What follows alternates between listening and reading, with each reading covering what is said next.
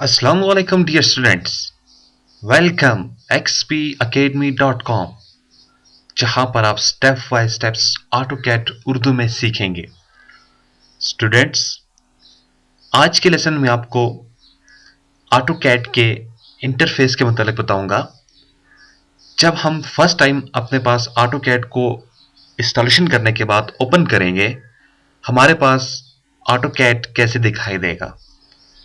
तो सबसे पहली बात तो यह है, जब हम इंस्टॉलेशन कर देते हैं ऑटोकैड की, हमारे पास डेस्कटॉप पे ये एक आइकन बना हुआ आ जाता है। आप इस आइकन के ऊपर जाएं, डबल क्लिक करें तो ये आपके पास ऑटोकैड को ओपन कर देगा।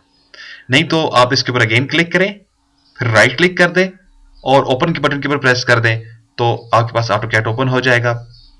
वापस इसी आइकन को क्लिक करें और एंटर प्रेस कर दें तो फिर भी आपके पास आपका ऑटोकैड ओपन होकर आ जाएगा। अगर आप ऐसा नहीं करना चाहते हो स्टूडेंट्स, तो क्या करें, फिर आप स्टार्ट पे क्लिक कर दें जाके नीचे। अब स्टार्ट में से ऑल प्रोग्राम के अंदर चले जाएं। यहां पर आप ढूंढें आपके पास आपका ऑटोडिस्क किधर है। तो ऑटोडिस्क का आपको फोल्डर ढूंढना होगा, उसके अंदर ऑटोकैड 2006 और ऑटोकैड 2006 इसके ऊपर आप क्लिक कर दें। जैसे मैं क्लिक कर देता हूं इसके ऊपर, थोड़ा सा ये टाइम लेगा। टाइम लेने के बाद ये ओपन हो जाएगा। तो स्टूडेंट, सबसे पहले हम ये देखेंगे इस ऑटोकैड के अंदर, इसमें बाय डिफॉल्ट हमें व्यू में क्या क्या चीजें नजर आ रही हैं। तो ये रहा स्टूडेंट्स, जब हम अपने पास ऑटोकैड को इंस्टॉल करेंगे, हमारे पास इसका first time same to same यही व्यू नजर आएगा। अब सबसे पहले मैं कुछ वो चीजें जो मुझे रिक्वायर्ड नहीं है इनको मैं खत्म कर देता हूं। मेरे पास ये व्यू आ गया, तो ये मेरा फर्स्ट ऑटोकैड ओपन होकर मेरे सामने आ जाएगा। लेकिन हमेशा याद रखें, जब भी आप कोई भी प्रोग्राम सीखो, कहीं भी सीखने के लिए जाएं, सबसे पहले आप उस प्रोग्राम की एनवायरनमेंट सीख लें, यानी कि उस प्रोग्राम की नेचर क्या, उसमें क्या क्या चीजें हैं। अगर आप उस प्रोग्राम की तमाम रिक्वायरमेंट्स को देख लेंगे या उसके इंटरफेस को आप समझ लेंगे, तो यकीन जाने आपको काम करने में बहुत ही आसानी होगी। तो स्टार्ट करते हैं अपना पहला लेसन। स्टेप बाय स्टेप्स हम आगे निकलेंगे। तो देखिए स्टूडेंट्स, जैसे अपने पास आप ऑटोकैड को ओपन करेंगे फर्स्ट टाइम, आपके पास सेम टू सेम ये व्यू दिखाई देगा आपके पास। अब इसमें सबसे पहले जो चीज आपके पास आती है, वो आपके पास एक बार आ रही है। इसको इसको टाइटल टूल बार कहा जाता है। टाइटल टूल बार के अंदर बेसिकली आपके पास दो तीन चीजें होती हैं। सबसे पहले आपके पास एप्लीकेशन का लोगो और उसका नाम होगा। जैसे मुझको ये बता रहा है आप ऑटोकैड 2006 यूज कर रहे हो। अब क्वेश्चन ये है, मार्केट में जो आपके पास ऑटोकैड है वो आपके पास 10 से ऊपर ऊपर आए, लेकिन मैं आपको क्यों 6 करवा रहा हूं, इसकी खास वजह है। वजह बेसिकली ये है क्योंकि हमारे अक्सर दोस्तों के पास, भाइयों के पास, स्टूडेंट्स के पास जो सिस्टम है वो सिंपल P4 है, यानी कि वो अभी तक ड्यूअर या आई की टेक्नोलॉजी उनके पास नहीं आई है, बहुत एक्सपेंसिव है। इसीलिए मैंने जब इस कोर्स को लॉन्च किया, इससे मैंने इस चीज का खास ख्याल रखा, इसको हर बंदा यूज कर ले। तो 2006 अगर आप कर लेते हो तो यकीन जाने 7, 8, 9, 10 के ऊपर काम करना कोई मुश्किल नहीं है। लेकिन आहिस्ता आहिस्ता से हम इंशाल्लाह ताला अपनी सीरीज को आगे बढ़ाते जाएंगे, यानी कि 2013 तक जाएंगे। बहरहाल, सबसे पहले आपके पास एप्लीकेशन का नाम आ जाएगा। उसके बाद आपके पास देखें ब्रैकेट्स बने हुए हैं। अब इस ब्रैकेट्स के अंदर बेसिकली आपकी फाइल का नेम आता है और पाथ आती है। नेम और पाथ से क्या मुराद है, ये आपको बताएगा आप फाइल किस जगह पर सेव कर रहे हो, किस नाम से आपने इसको सेव किया है, किस ड्राइव के अंदर आपने सेव किया है। तो सबसे पहले आइए इसको देख लेते हैं। देखें, मैं अब फाइल को सेव करने जा रहा हूं। मैं फाइल के अंदर गया और जस्ट सेव के बटन के ऊपर प्रेस कर दिया मैंने। मैं अपने पास इधर एक फोल्डर क्रिएट कर लेता हूं एक्सपी एकेडमी के नाम का, और मैं इसको ओपन कर लेता हूं। ठीक है, और मैं इसका नाम देता हूं यहां पर इंटरफेस।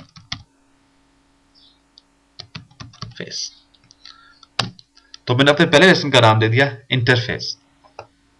तो देखा, जैसे मैंने इसको नाम दिया तो मुझको ये मुकम्मल इसकी सिचुएशन बताएगा।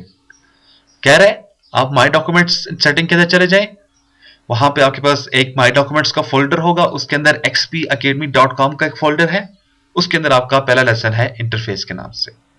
बिल्कुल, उसके बाद नीचे आ जाएं, बल्कि इसी के आगे निकले, आपके पास एक माइनस आता है। इससे क्या होगा, जैसे आप माइनस के ऊपर प्रेस करेंगे आपकी जो स्क्रीन है वो टूल बार के, वो स्टार्ट मेन्यू के अंदर, स्टार्ट बार के अंदर चली जाएगी। वापस आप इसको उठा कर लें। इस तरह से आपके पास मिनिमाइज और मैक्सिमाइज करने के लिए है, मिनिमाइज मैक्सिमाइज करने के लिए है। और क्रॉस में क्या होता है, जैसे ही आप इसको क्लिक कर देंगे तो आपका ऑटोकैड बंद हो जाएगा। बहरहाल उसके बाद नीचे आ जाएं। मेरे जैसे मैं अपने माउस के अंदर लेकर जाता हूं और क्लिक कर देता हूं तो मेरे पास एक drop down drop down drop down drop down list मेरे पास आ रही है। देखिए जैसे जैसे मैं जा रहा हूं मेरे पास ये ड्रॉप डाउन लिस्ट मेरे सामने आती जा रही है। बेसिकली ये मेरे मेन्यूज हैं। अब इन मेन्यूज के अंदर वो तमाम मेरी बेसिक्स ऑप्शन या कमांड्स हैं जिनके थ्रू मैं किसी भी प्रोग्राम को, या यहां पर ऑटोकैड है, मैं ऑटोकैड को ऑपरेट करूंगा। अब इन्हीं मेन्यूज की बदौलत ये तमाम चीजें आपके सामने निकली हुई हैं। जो चीजें इन मेन्यूज के अंदर होंगी वो आपके पास मेन्यू के अंदर होंगी, लेकिन कुछ चीजें ऐसे होती हैं जो मोस्टली आपके पास यूज होती हैं, ज्यादातर आपके पास यूज होती हैं। तो उसके लिए उन्होंने क्या किया है, आपके पास देखिए एक और नीचे आपके पास एक बार नजर आ रही है। इसको बेसिकली बार कहा जाता है। बार वो चीज होती है जिसको आप माउस को होल्ड करके दाएं से बाएं मूव कर लेकर चल जाएं। देखें आप इसको इधर मूव कर ले आए हो, इसको इधर मूव करके ले आए। वापस इसको मैं अपनी जगह पर उठाकर लेकर चला जाता हूं। मैंने इसको अपनी जगह पर रख दिया।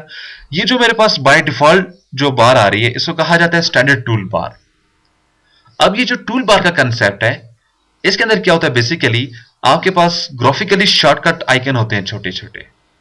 अब जैसा आपके पास आइकन होगा वैसा ही आपके पास रिजल्ट निकल कर आएगा। जैसे कि मैं आपको बताता चलूं, आपके पास यहां पर सेव का बटन है। जैसे सेव के बटन के ऊपर क्लिक करेंगे तो क्या होगा, एक क्लिक में आपके पास कोई भी जो चीज आप काम कर रहे थे वो सेव हो जाएगा। इस तरह से आपके पास प्रिंटर के लिए चीजें आ जाती हैं, प्रिंट वगैरह निकालने के लिए आपके पास कट कॉपी पेस्ट करने के लिए आ जाता है, अनडू रीडू करने के लिए आ जाता है, जूमिंग कंट्रोल्स आ जाते हैं। इन तमाम कंट्रोल्स को हम आहिस्ता आहिस्ता आगे जाकर देखेंगे। उसके बाद लेयर और प्रॉपर्टी का कंसेप्ट आता है। इसके ऊपर मैं भी बातचीत नहीं करना चाह रहा हूं, मैं आपको आगे जाकर बताऊंगा। उसके बाद नीचे देखिए आपके पास एक ब्लैक एरिया आ रहा है। ये जो ब्लैक एरिया है बेसिकली हमारा वर्किंग एरिया है। हमें जितना भी काम, जितना भी वर्क करना होगा इस ब्लैक एरिया के अंदर रहकर करना होगा। एक बात याद रखिएगा, बाय डिफॉल्ट ये जो ब्लैक एरिया होता है आपके पास ये अनलिमिटेड एरिया होता है। अब इससे क्या मुराद है, इससे मुराद ये है, इससे ब्लैक एरिया की आपके पास लिमिट नहीं है। लिमिट क्यों नहीं है, बाय डिफॉल्ट यानी कि जब आप फर्स्ट टाइम इसे ओपन करते हो या न्यू ड्राइंग आप ओपन करते हो इसकी लिमिट आपके पास कोई भी नहीं होगी। ऐसा इसलिए होता है, देखिए हमारे पास मुख्तलिफ ड्राइंग हो सकती है। हमारे पास फर्ज करें एक हम बिल्डिंग बना रहे हैं जिसके अंदर हमने सिर्फ 2 रूम बना दें, एक ऐसी बिल्डिंग बना रहे हैं जिसके अंदर हमने 50 रूम बनाने हैं। तो इसीलिए इसको अनलिमिटेड रखा जाता है। ये नहीं कि आप छोटे से छोटा काम भी इसके अंदर ही रहकर करोगे और बड़े से बड़ा काम भी इसी ब्लैक एरिया के अंदर रहकर करोगे। लेकिन ये हम चीजें आहिस्ता आहिस्ता आगे देखते जाएंगे। स्टूडेंट्स नीचे आ जाएं। आपके पास एक एल शेप नजर आ रही है। इसके एक कॉर्नर पे लिखा हुआ एक्स, दूसरे कॉर्नर पे लिखा हुआ वाई।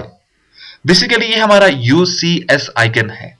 अब यूसीएस आइकन क्या चीज है, यूजर कोऑर्डिनेट सिस्टम, या सिंपल अल्फाज में मैं अगर आपको एक्सप्लेन करूं, जो आपके पास वैल्यूज होती हैं किसी भी शेप की, किसी भी रूम की, किसी भी घर की, किसी भी प्लॉट की, वो आपके पास आपके कोऑर्डिनेट्स कहलाते हैं। तो ये हम चीजें आगे जाकर देखेंगे। फर्ज करें हमारे पास 12,014 का कमरा है तो 12 और 14 उसके कोऑर्डिनेट्स हो जाएंगे। अब ये चीजें हम आगे देखेंगे जाके। इसके बाद मॉडल, लेआउट 1 और लेआउट 2। मॉडल आपके पास ये टैब बटन्स आ जाते हैं। मॉडल वो एरिया होगा, ब्लैक एरिया होगा, बाय डिफॉल्ट ये ब्लैक होता है, हम इसे चेंज भी कर सकते हैं। मॉडल वो एरिया होता है जहां पर अपना कोई ना कोई आप डिजाइन बनाते हो, कोई ना कोई आप शेप क्रिएट करते हो। लेआउट आपका वो एरिया होता है जहां से आप उसको पेपर के ऊपर उतारते हो, प्रिंट निकालते हो। और यही एक मुश्किल तरीका है ऑटोकैड के अंदर, इसको हम आखिर में जाकर देखेंगे। अब लेफ्ट साइड निकल आए। अब देखें आपके लेफ्ट साइड एक बार है। अगेन ये आपके पास एक टूल बार है। टूल बार वो चीज होती है जिसको आप दाएं से बाएं मूव कर सकते हो। अब ये टूल बार कौन सी है, आपके पास यहां पर एक मेन्यू था ड्रॉ के नाम का। जैसे मैंने क्लिक किया ड्रॉ मेन्यू मेरे पास ओपन हो चुका है।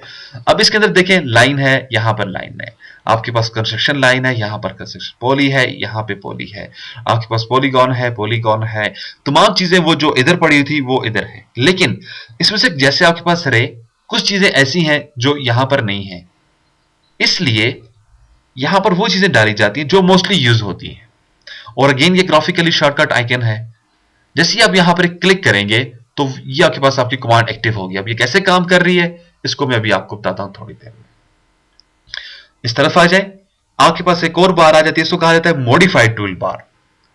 अब ये जो आपके पास मॉडिफाइड टूल बार होती है, इसका काम क्या होता है, नाम से जाहिर है बने मॉडिफाइड यानी कि बने के ऊपर कुछ काम करना। अब देखिए जैसे ही मॉडिफाइड मेन्यू के अंदर चले जाएं, जो चीजें यहां पर मोस्टली यूज होने वाली चीजें थी, तो ऑटोडेस्क ने क्या किया, उसको उठाकर मॉडिफाइड टूल बार में उठाकर फेंक दिया। अब जैसी शेप वैसा काम, रेजर है तो वो रेजर का काम करेगा, आपके पास कॉपी है तो वो कॉपी का काम करेगा। लेकिन मॉडिफाइड क्या करता है, बने के ऊपर कुछ काम करता है, खुद से कुछ नहीं करेगा। नीचे आ जाए, हमारे पास यहां पर एक देखें, ये एक विंडो नजर आ रही है, इसको कमांड विंडो कहा जाता है। ये बेसिकली यहां पर आप कुछ टाइप करते हो, एंटर करते हो, टाइप करते हो, एंटर करते हो, ये फिर आपको कुछ मैसेज देता जाता है। अब ये क्या चीज है, ये आपके पास आपकी कमांड विंडो है। कमांड विंडो या कमांड लाइन, कमांड विंडो वो एरिया है जिसने ऑटोकैड को डिफरेंट काइंड ऑफ सॉफ्टवेयर बना दिया है। अब ये चीजें आपको कोलर ड्रॉ के अंदर भी मिलेंगी, आपको इवन के वर्ड के अंदर भी मिलेंगी, फोटोशॉप के अंदर मिलेंगी, फ्लैश के अंदर मिलेंगी, तकरीबन हर प्रोग्राम के अंदर आपको मिलेंगी ये चीजें। ये नहीं कि लाइनें, सर्कल लगाना, आर्क ड्रॉ करना, कलर करना, इसके अंदर भरना, कॉपी करना, ये तमाम चीजें आपको मिलती है तमाम सॉफ्टवेयर के अंदर। लेकिन जो मेन चीज है यहाँ ऑटोकैड के अंदर, या जिसने ऑटोकैड को मोस्ट पावरफुल प्रोग्राम बनाया है, वो आपके पास क्या है, आपकी कमांड विंडो है, ये कमांड लाइन है। अब ये क्या करता है, ये ऑटोकैड को कोई कमांड देगा, ऑटोकैड उस कमांड के ऊपर अमल करते हुए आपको रिजल्ट रिटर्न करेगा। तो जब भी हम ऑटोकैड के ऊपर काम करेंगे, हमें इस कमांड विंडो को केयरफुली देखना होगा, क्या यहां पर कोई मैसेज तो नहीं है मेरे पास। अगर मैं इस कमांड विंडो को देखता रहूंगा तो मैं इजीली काम कर सकता हूं। लेकिन जब यहां पर कुछ भी ना लिखा हुआ हो, इट्स मींस हमारे पास कोई भी ऑप्शन सिलेक्टेड नहीं है। लेकिन जब मैं यहां पर कुछ टाइप कर देता हूं तो कमांड लाइन मेरे पास उसकी कुछ इंफॉर्मेशन देगी। अब इंफॉर्मेशन को मुझे फॉलो करते हुए यहां पर काम करना होगा। अगर आप केयरफुली इनको देखते रहें तो मेरे ख्याल में बहुत इजी है इसके ऊपर काम करना।